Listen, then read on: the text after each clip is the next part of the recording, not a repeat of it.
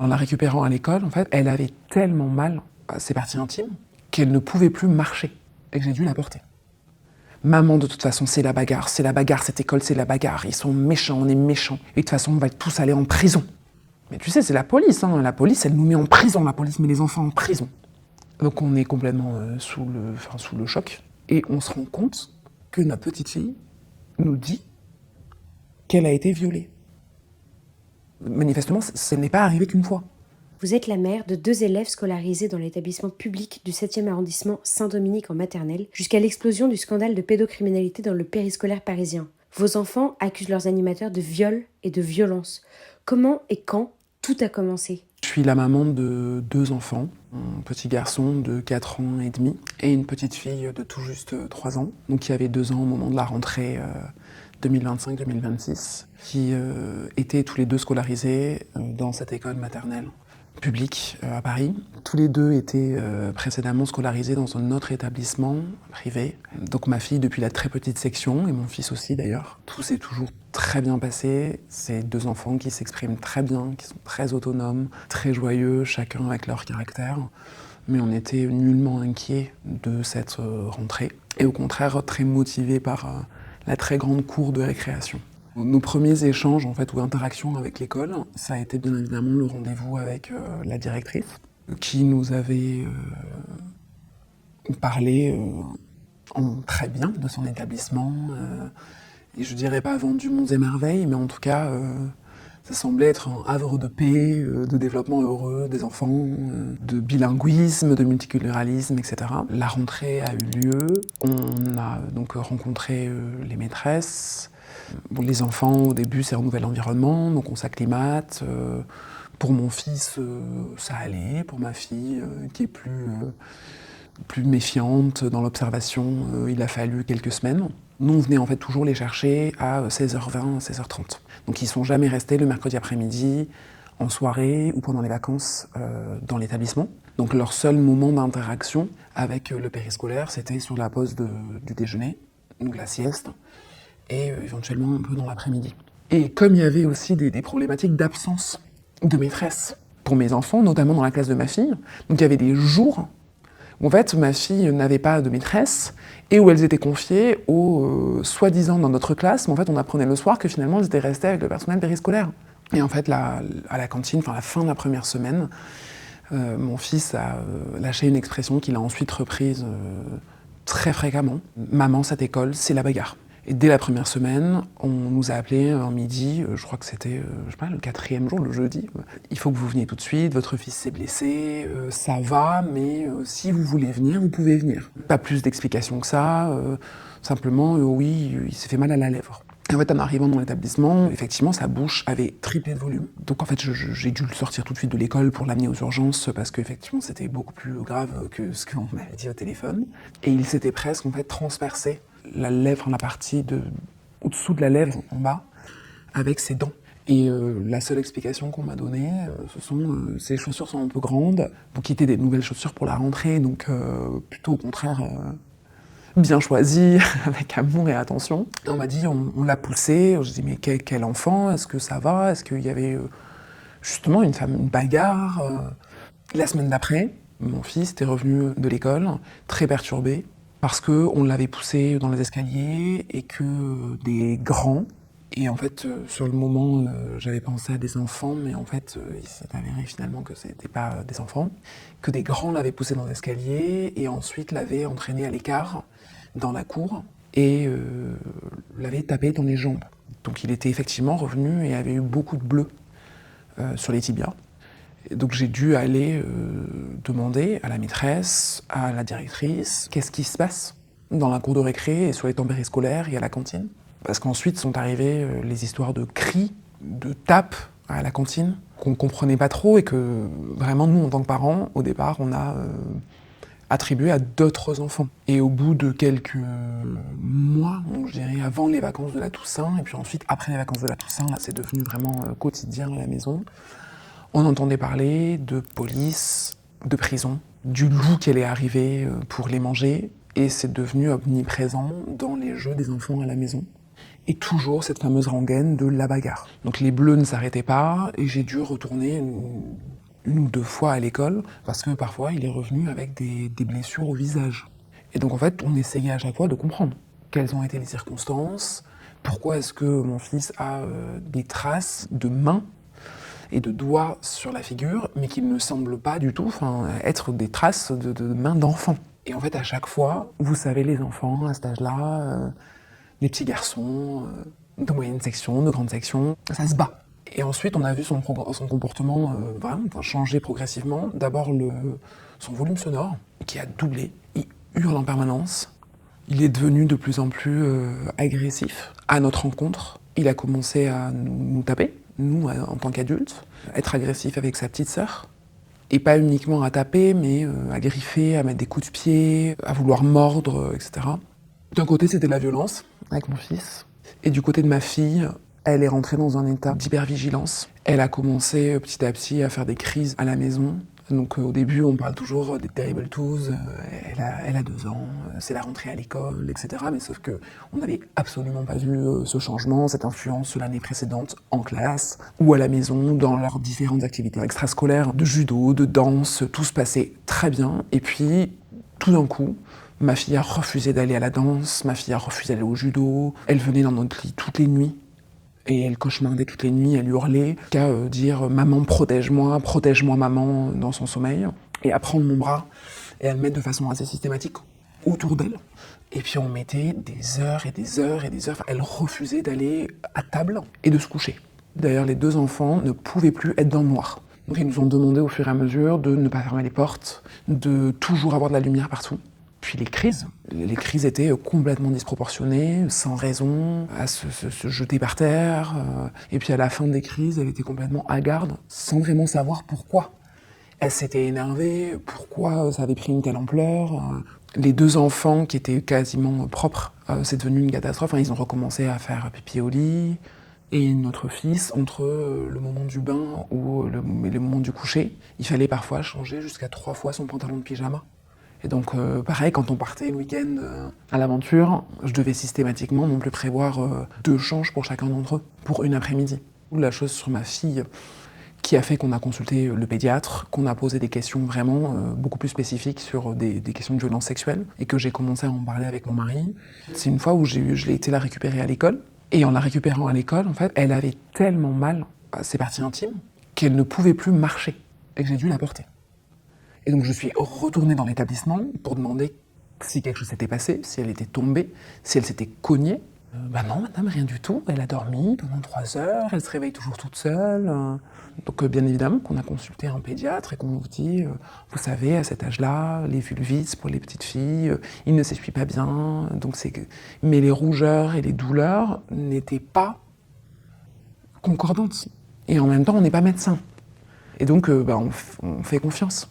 Et sauf que c'est arrivé une autre fois, où cette fois-ci c'était sa nounou qui est allée la chercher, et elle ne pouvait plus marcher. Et cette fois-ci, elle a dit maman, tu sais, j'ai vomi à l'école, j'ai eu mal, j'ai vomi.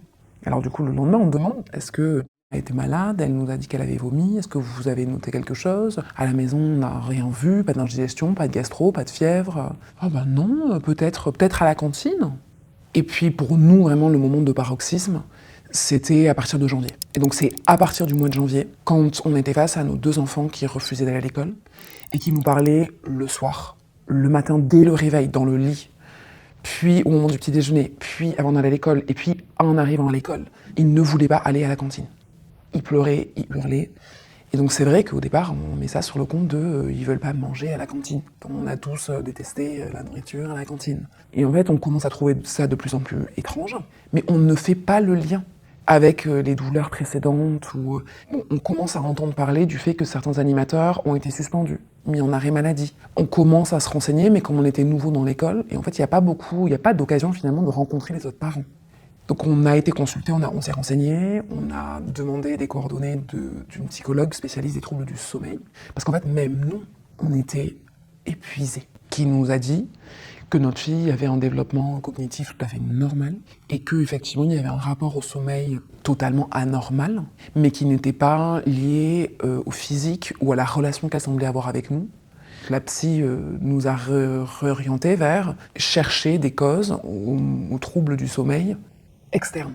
Je savais que quelque chose n'allait pas. J'avais observé mon mari, j'avais observé mon fils, j'avais observé ma nounou. J'avais été voir à plusieurs activités périscolaires pour voir comment ça se passait. Je l'avais accompagnée à la danse où elle refusait d'aller. En fait, elle refusait de se changer.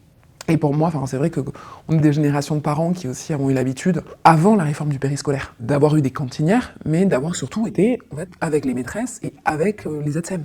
Et pas du tout avec un personnel autre. Et on se doute pas qu'il y a d'autres personnes qui s'en occupent ou qui ne s'en occupent pas, ou qui s'en occupent d'une façon totalement déplacée. Et on se sent vraiment très bête, hein. Parce que sinon on aurait, puisque c'est du personnel éducatif qui contribue au fameux village autour de notre enfant, on serait tout de suite allé les solliciter, les rencontrer, poser des questions aussi, parce que justement on avait tellement de problèmes d'endormissement. Comment et quand avez-vous fait le lien entre le mal-être de vos enfants et ce qu'il se passait sur le temps périscolaire ? Le jeudi 29 janvier, et c'est une date qu'on n'est pas prêt d'oublier.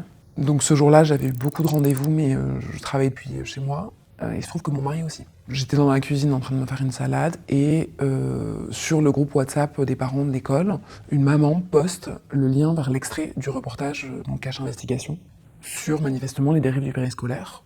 En quelques secondes, dizaines de secondes, je reconnais l'école de mes enfants. Et là, on voit donc en caméra cachée une journaliste qui filme les hurlements, les menaces. On sent clairement un climat propice aux violences physiques. Clairement verbale, morale, enfin toute la panoplie des violences éducatives ordinaires, professées par les animateurs du périscolaire, dans le réfectoire, mais également sous le préau, dans la cour. On constate clairement le manque de vigilance, puisque les animateurs sont sur leur portable.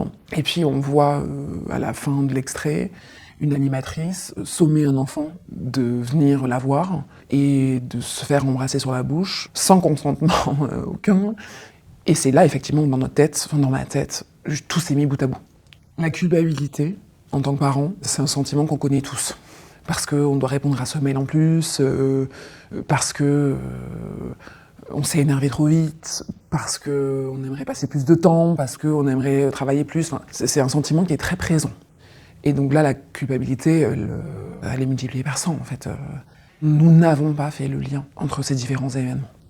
On a posé des questions, on était dans le moment présent, on a traité chaque symptôme, ou chaque manifestation de douleur, de violence, de crise. J'avoue qu'il a fallu des images, une reconstitution, une visualisation, en fait, parce qu'on ne pense pas ça possible. Ce n'est pas dans notre conscience, ce n'est pas dans notre inconscient, dans notre subconscient, ça n'existe pas. Là, mon mari, évidemment, arrive parce qu'il avait fait la même chose que moi, arrive dans la cuisine, et en fait, on a tous les deux été totalement choqués. Et en fait, là, on commence à comprendre leur angoisse.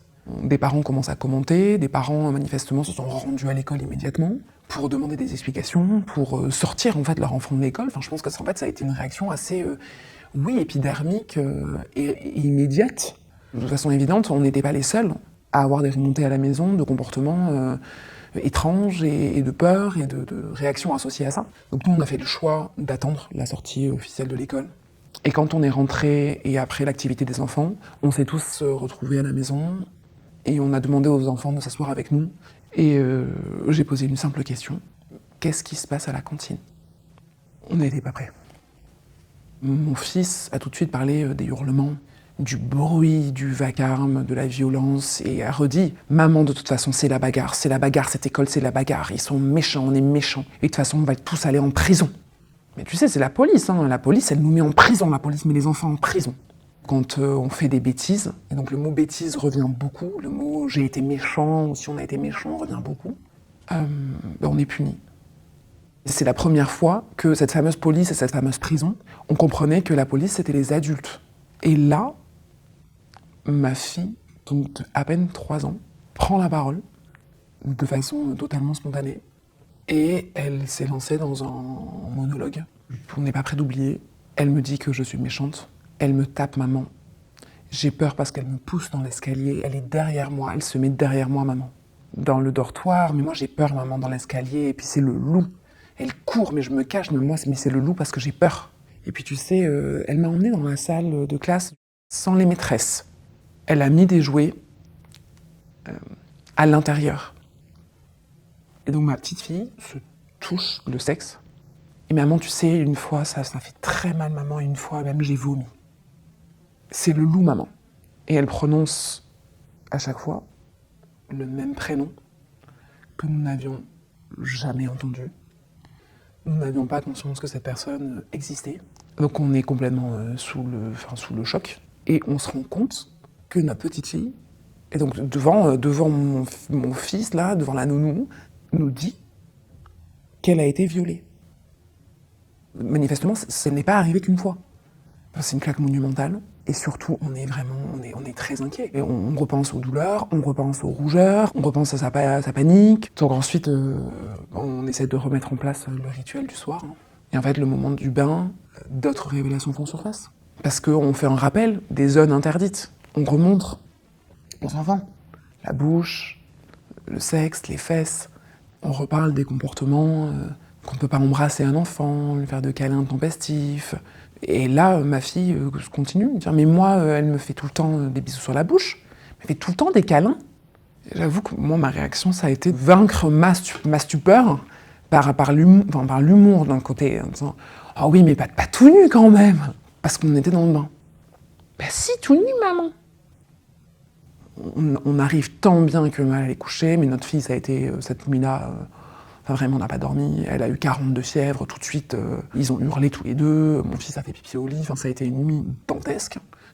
Donc, on finit le reportage. Pendant ce temps-là, on comprend donc, qu'on nous sommes invités et qu'on vit en tant que parents à une réunion à 9h le lendemain matin dans l'établissement. Donc, notre fille, à partir de ce jour-là, n'est plus jamais retournée dans cette école. Ça a été impossible. C'était physiquement impossible pour elle. Et notre fils a accepté d'aller à l'école le lendemain, mais en fait n'a pas pu y retourner. En fait, on en a récupéré après la réunion. Quand on s'est rendu compte en fait de l'omerta et du fait qu'il était en insécurité profonde dans cette école. Dans quel état d'esprit arrivez-vous à cette rencontre ? Sur le groupe WhatsApp donc des parents de l'école, il y a une maman en fait qui voit que je pose des questions tout de suite et que je mentionne en fait ces faits de violence. Qu'une maman m'appelle la veille et m'indique qu'il y avait eu des signalements, qu'il y avait eu des réunions à la mairie d'arrondissement, que l'association des parents d'élèves élus avait été saisie.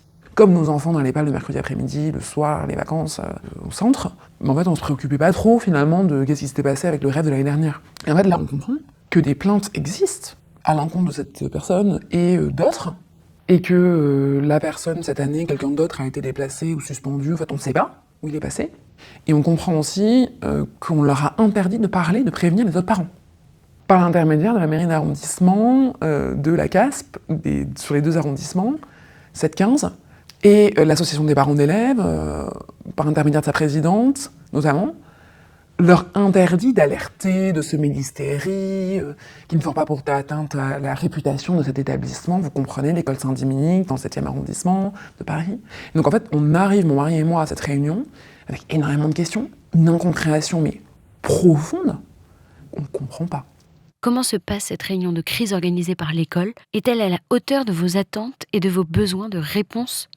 Les représentants du rectorat, de l'éducation nationale, de la mairie d'arrondissement, de la mairie de Paris, de la CASP, de la DASCO, on voit des institutions qui se renvoient la balle.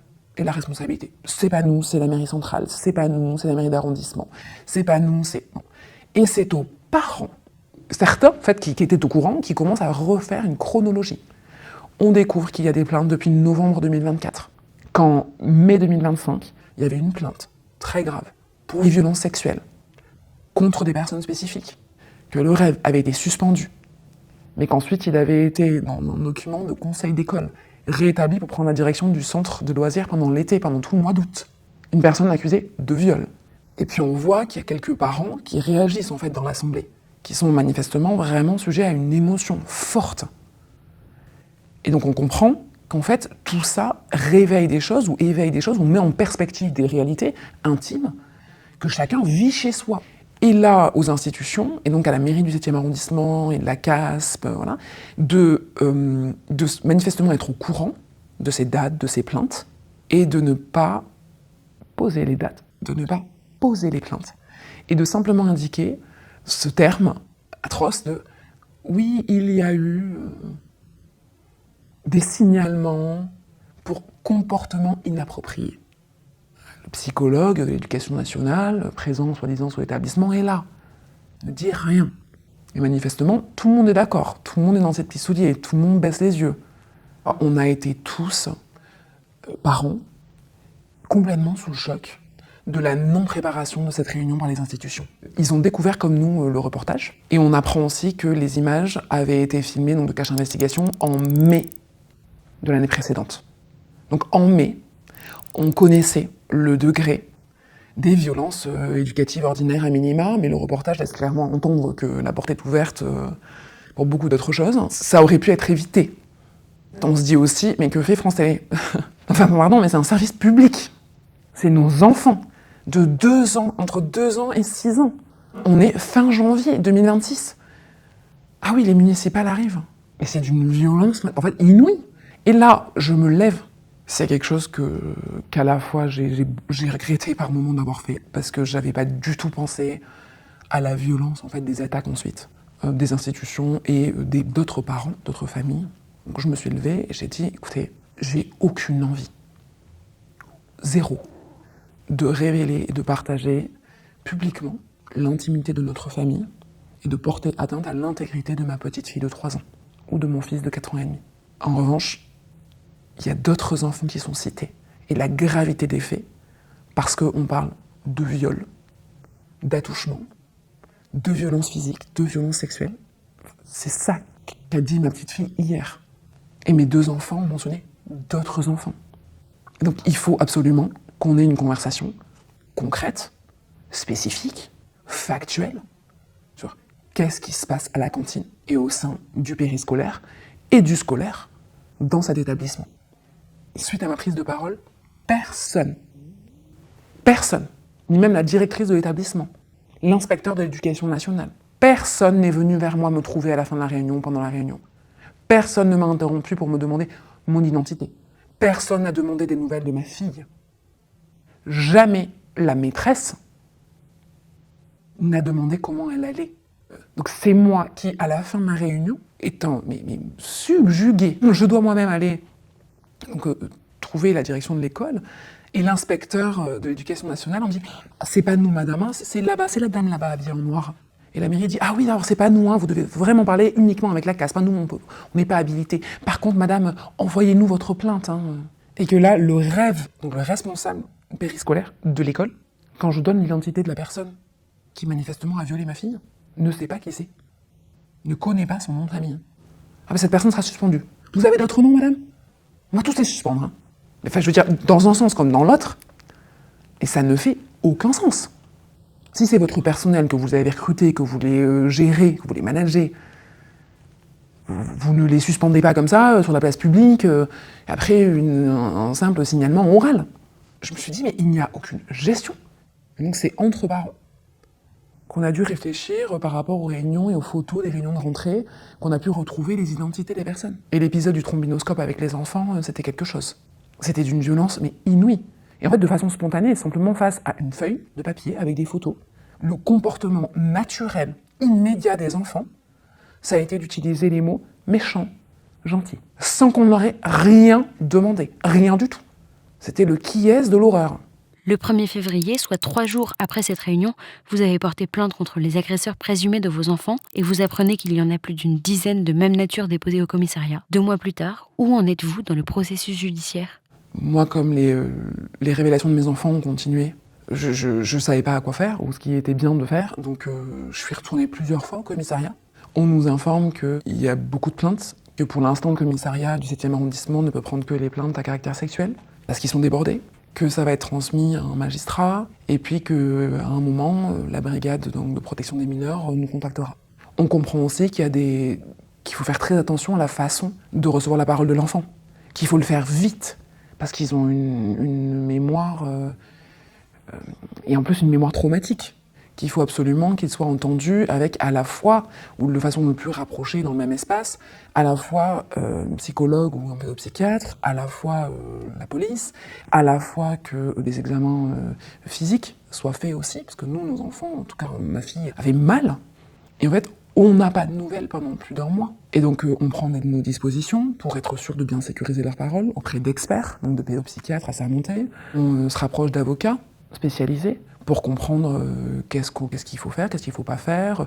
Donc on limite totalement la pollution de la parole, on fait très attention à ce qu'on dit à la maison, on ne parle pas devant eux, on réadapte tout notre quotidien, on est plongé dans l'horreur, hein, vraiment. Et donc aujourd'hui, on en est à ce que nos enfants ont dû parler plus de 4 fois aux UAPED, et en fait finalement les UAPED ne sont pas habilités pour travailler avec la brigade des mineurs sur ce cas. Et donc en fait on s'en rend compte après, alors que c'était censé. Personne n'est malveillant, mais c'est pas fluide du tout. Et donc là aujourd'hui on en est encore à l'audition des familles qui ont porté plainte. Et finalement à la vérification de la fiabilité. Et on a même demandé à certains parents, apparemment, de retirer leur plainte parce que leur dossier était vide. Alors c'est normal, bien sûr, pour le coup, qu'on nous demande est-ce qu'on regarde du porno à la maison ? Ou est-ce qu'on se promène nu devant nos enfants ? En fait, il n'y a pas de problème pour répondre à ces questions à la négative. Mais c'est violent, en fait, quand on ne comprend pas le processus dans lequel on est, on ne comprend pas pourquoi est-ce qu'on nous interroge d'abord, nous et nos enfants. Et il n'y a pas, à ce stade, de garde à vue. Des agresseurs en fait, postent sur les réseaux. Il y a des personnes qui figurent dans des plaintes qui sont encore en poste aujourd'hui. Aucun juge d'instruction, pour l'instant, n'a été saisi. Et en fait, on comprend qu'il y a toute une logique autour du recueil de la parole de l'enfant. Et alors certes, il faut être très précautionneux, mais il faut aussi être respectueux. L'affaire a été très fortement médiatisée, notamment lors des élections municipales. À la suite de cette médiatisation, l'Éducation nationale et la mairie vous ont-elles davantage accompagné ? Les médias, évidemment, s'emparent de l'affaire. 9 personnes suspendues, des dépôts de plaintes, mais on n'est pas certain. Et puis ensuite, il y a l'élection municipale, donc chacun y va de son avis, de ses responsabilités. Mais en fait, il y a des réalités, il y a des vies d'enfants. Il y a des trajectoires familiales, il y a de la violence quotidienne, il y a du traumatisme, il y a une inertie en fait, institutionnelle due au manque de moyens, il y a une accusation en fait, presque des familles, de paranoïa, d'hystérie, de contribution à un flot collectif. Mais en fait, c'est un fléau. Bien évidemment qu'il faut parler du périscolaire, qu'il ne faut pas s'arrêter aux élections.